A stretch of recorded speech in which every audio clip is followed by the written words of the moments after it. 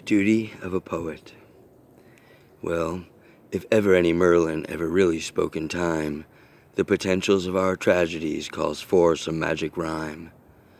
Coast to coast by bus and thumb, and even too by plane, I've seen enough to be so bold to say that all ought to remain. Everyone deserves defending and protecting from all harm. That is the duty of this poet and the strength in his tongue's arm.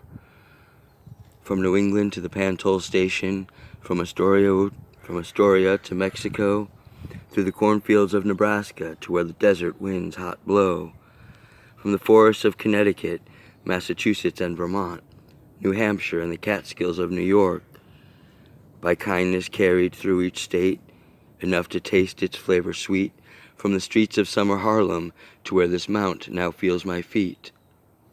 But enough of all that where I've been. The harvest moon is now near full. The wind is chorused through the redwoods, as if straight to the bright moon's pull. I am sitting at a table, the sun reflected on my face. The full moon is clear and bright ahead. I cast a shadow in this space. Do you remember back in history class when musicians went to war? Drummers, flutes, and varied horns would pulse and gather more. Then whole fields long of soldiers stood with weapons made for use, trained to be reactive and itching for that one excuse, or just so gosh darn dizzy from all the explosions in the ear and seeing their friend shot to death, shot back in utter fear.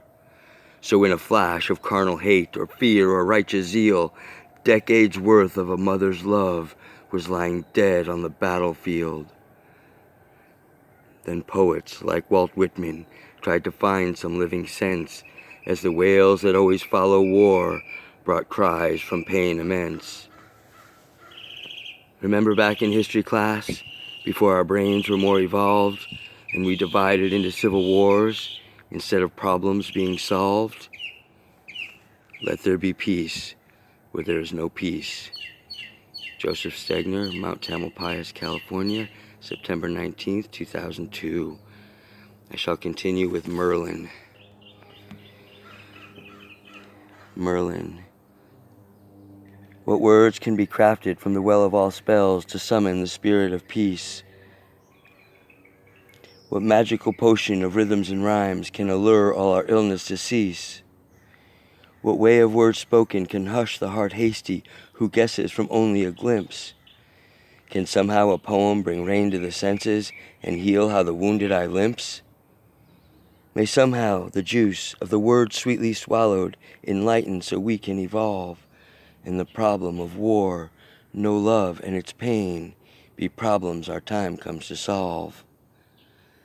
Be strong in your creation. Remember, your roots spread very deep.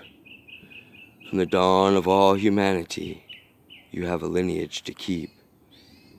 This is the poet W. Joseph Stegner. This reading is from the August 12th, 2006 issue of Poetic Refreshment Magazine. Who remembers the Kings of Atlantis? I hope you enjoyed that.